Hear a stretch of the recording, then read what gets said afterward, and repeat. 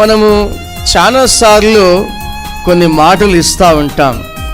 ఆ మాటలు ఇవ్వకూడదు అని ఈ ఉదయకాల సమయంలో దేవుడు మనతో మాట్లాడుతున్నాడు. అయితే ఒకవేళ మనం మాట ఇచ్చినామంటే అది నెరవేర్చే వరకు వారు మన ఎమ్మడి పడుతూ ఉంటారు, మనల్ని సతాయిస్తూ ఉంటారు, బాధ పెడుతూ ఉంటారు. మనల్ని సరిగ్గా తినియరు, సరిగ్గా నిద్రపోనియరు.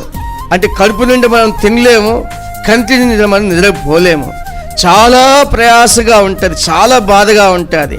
వారు వేధిస్తూనే ఉంటారు. నువ్వు మాట ఇచ్చావు కదా, నువ్వు మాట ఇచ్చావు కనుక దాన్ని నెరవేర్చు అంటారు. అంటే విసిగించే మాటలు మాట్లాడుతుంటారు.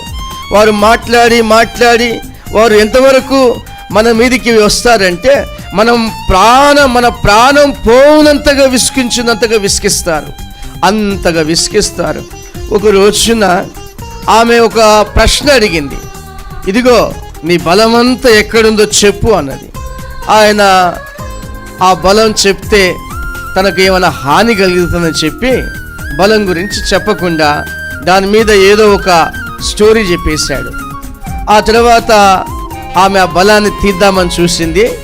అప్పుడు ఆయన చెప్పింది కరెక్ట్ కాదని తెలిసిపోయింది. రెండోసారి కూడా అలాగే అడిగింది. అయితే అప్పుడు కూడా తన ప్రాణాన్ని రక్షించుకోవడానికి ఏదో ఒక స్టోరీ చెప్పి ఆమె నుంచి తప్పించుకున్నాడు. ఇక మూడోసారి మాత్రం చాలా విసిగించిందంట. ఎంత విసిగించింది అంటే ఇక నా ప్రాణం పోయినా పర్వాలేదు అని నిర్ణయానికి వచ్చేసాడు.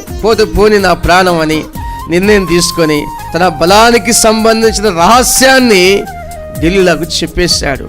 ఎప్పుడైతే ఒక నిర్ణయానికి వచ్చి ఆ యొక్క బలం పోగొట్టుకోవడానికి తీర్మానం తీసుకొని ఆమెకు ఆ రహస్యం చెప్పాడో, చెప్పిన వెంటనే శత్రువుల చేతికి అతన్ని అప్పగించేసింది.